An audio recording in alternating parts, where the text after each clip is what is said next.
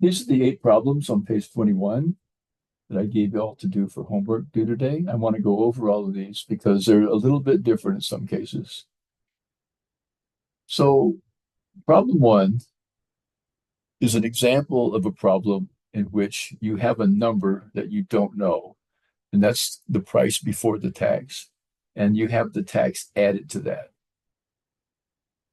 What you don't do for this problem is multiply 219,765 by 5% as a decimal is 0.05. Don't multiply that in an attempt to figure out tax. The tax is not 5% of the total cost. It's 5% of the number before tax. The only way to do that that makes sense is to realize that 219,765 is some unknown number increased by 5% of that same unknown number. And you've probably heard me say it a few times. 100% of a number plus 5% of the same number is equivalent to 105% of that number. And that's why the only calculation that makes sense is to figure out, well, what is 219,765? What is it 105% of? Well, you got to divide that by 1.05, in which case you'll get 209,300. And notice 209,300. You can calculate 5% of that and then subtract it. Or you can just calculate, guess what? The 95% that it represents. Oh, no, wrong. Good time to make a mistake. The 209,300. If you multiply that by 1.05, you get 219,765. And you get the same thing if instead of multiplying by 1.05, you multiply it by 0.05 and then add it on. Same thing. They say same difference a lot in Texas. I'm not really sure what that means. Same difference. Well, which is it? Is it the same or is it different? Here's a case of a television set going down in price over the years. He bought one in 1999 for $2,500. 4 years later, he got a similar model for $950. This is characteristic of electronics over the years. They became cheaper and lighter. That TV I bought recently was much lighter than the one I bought 20 years ago. So you take 2,500 and subtract 950. Well, why? Because we got to figure out how much the cost went up or down and look at every single number before you hit the next key. So 1,550, that's the difference. That's how much it went down. This is a decrease as opposed to an increase. Most things get more expensive, but sometimes electronics gets less expensive. But now you have to divide that, not by the big one or the little one, but by the older one. And the older one is 2,500. And that turns out to be 0.62, which, as you know, is exactly 62%. So you don't have to put 62.0, not necessary when it comes out even like that. All right, believe it or not, number 3 is very similar to number 1. What you have is some money. How much? It doesn't matter. We don't know how much. I'm going to put it in the bank and get 5% simple interest so that in a year, I'll have $3,000. So how much do I have to put into the bank to accomplish that? Well, what you don't do is don't take 5% of 3,000 and subtract it, because you don't get 5% of 3,000 interest unless you deposit $3,000. But we're depositing something less than that. Anyway, a lot of people attempt to do that by saying 5% of 3,000 is 150, subtract 150 from 3,000, you get 2,850, and that's wrong. It's close, but it's not correct. The idea is the same. Absolutely the same idea. It doesn't matter if it's money. You have a number that's going to be increased by 5% of itself.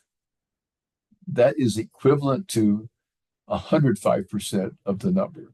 That means the $3,000 must be 105% of whatever you plug in there. So to get the answer to that, I say, okay, 3,000 must be a number that I deposit plus 5% of the number, which is the same thing as 105%. So I have to divide that by 105% after you change it to a decimal. And this will tell us what is 3,105% of. And the answer is 28.57 and 14 cents. It rounds to 28.57. And why is that the answer instead of 28.57 and 14 cents? Because it says round to the nearest dollar. And if you don't do that, you will not get partial credit. It'll just be wrong. It's the life skill and the math skill. Round to the nearest dollar. If you do it, fine. If it's money, aha. If it's money, you round it to the nearest penny, unless I ask you to round it to the nearest dollar or the nearest something else, which will happen here shortly. Number 4. The old sell the car through the dealer. The dealer is going to get 25% of whatever the car is sold for. And the owner, Dr. Lemon, wants to have 48,750 after the dealer gets his 25%. What you don't do, you don't take 25% of 48,750 and add it on. Why?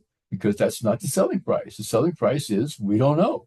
But here's the part that's fairly new to most students, even in college, and that is, if the dealer gets 25% of the selling price, well, then Dr. Lemon's share must be the other 75%. Why? Because 25% subtracted from 100% leaves 75%. So to figure out what is 48,750, what is that 75% of? I have to divide that by 75% change to a decimal. And because 75% 0.75 is between 0 and 1, the answer actually gets bigger than 48. Really? Yeah, it gets how big?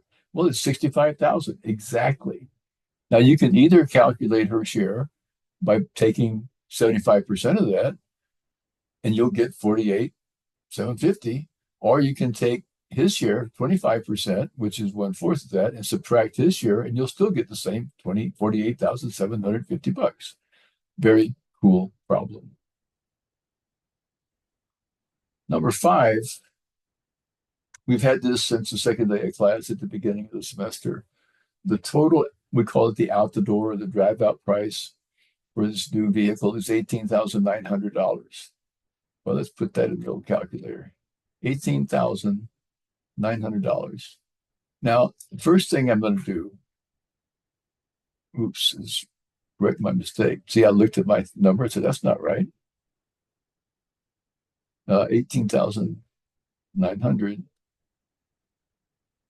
I had to subtract the fees because they're not taxed. How do I know they're not taxed?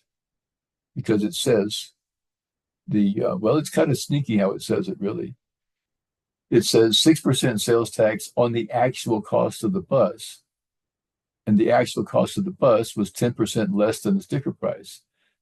After that, the $201.60 is added on. So we got to subtract it off first.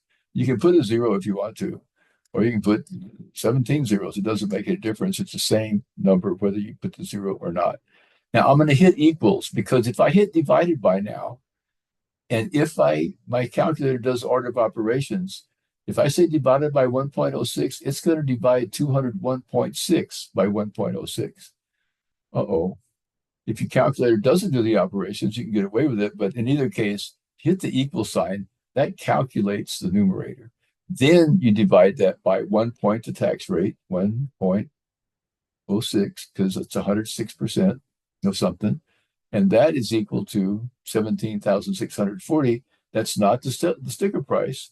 That is reflecting a 10% discount. So this must be the other 90% that's not discounted. You got to divide by 0.9, and there's your 16,900. So far, so good. Some people said, I don't like sports. I don't like basketball. I don't like. Okay, this is not about those details. What if you are an egg inspector? You look at eggs and you have 55 on the average, 55 good eggs and 27 bad eggs. What percent of the eggs are good eggs? Well, it's 55 divided by the total of 55 and 27. 55 divided by 82. I want you to see that there's certain calculations that you do because of the kind of problem it is and not because of the words in it. So you get that. Now you change that to a decimal because it says right answer to the nearest 0.1%. Now some round it to the nearest 0.1. The nearest 0.1 in 0.6707 is where the 6 is, and the 7 is big enough to make it 0.6. To the nearest 10th or 0.1, the answer is 0.7. But to the nearest 0.1%, you change that to a percent first, and then 0.1% is where the 0 is. It's either going to remain 0, or if the 7 is big enough, it'll bump it up to 67.1, and it only has to be 5 or more, and so it jumps up to 67.1%. Okay, I should have put the percent sign, but I'm not going to go crazy if you forget to do that. All right, number 7, same sort of problem as before. In this case, you've got 67 men and 100 women at Northwest Vista for every 100 women, which means you can separate the student body, into groups of 100 people, and every 100 people group will have 65. Excuse me, my bad. 195 people group, and of those 195 people, there'll be 100 women and 95 men. That's what it means for every. It doesn't mean we have only 195 students, but it's representative of the population. So again, we do 100 divided by 195, and let's see what that looks like. Because 100, you want to know the percentage of women, so the number of women divided by 195, which is the total number in all the groups, and that's that. And it asks for what row to the nearest 0.1%. So again, move the point 2 places to the right. 51.28. Is the 8 big enough to make it 51.3? Yes, it is. It only has to be. And that's what it means to round to the nearest 0.1%. And finally, your favorite problem of these 2 pages, number 8. This is a lot of words here. And this is something that happens in real life. That's where I got it from. I was driving down one street once, and it said, hey, we're going to pay the tax. Buy a $400 grill, and you don't have to pay the tax, which is not really true. What's true is the $400 that you pay includes the tax. Why? Because Grills R Us still has to send a portion of the $400 to the appropriate taxing authority, like the county, the city, or the state. So the $400 has to include the tax. So the seller has to figure out the actual before tax price, and the tax is 8.125%. So that means, again, this is like problem 1. You have a number, you don't know what it is, but when you increase it by 8.125% of itself, you got to have $400. So what does that mean? It means I'm annoyed at that thing popping up on my screen. What it means is some unknown number increased by 8.125% is $400. Well, that unknown number must be calculated by dividing that 400 by 1.08125. Why? Because when you add 8.125% of that unknown number to itself, you get 400. And that's the same thing as 108.125%, which you change to a decimal and you divide 400 by that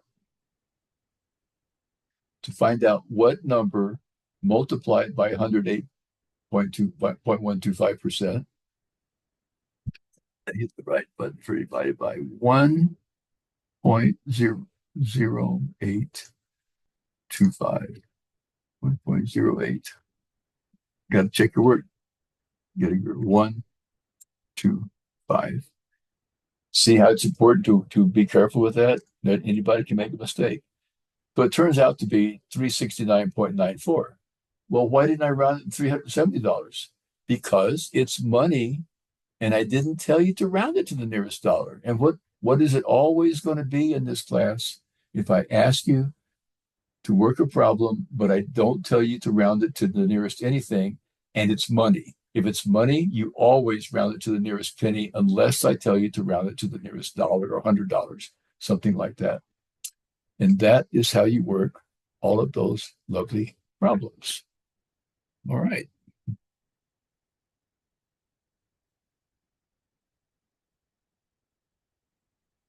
Let's see if I can figure out how to stop recording here.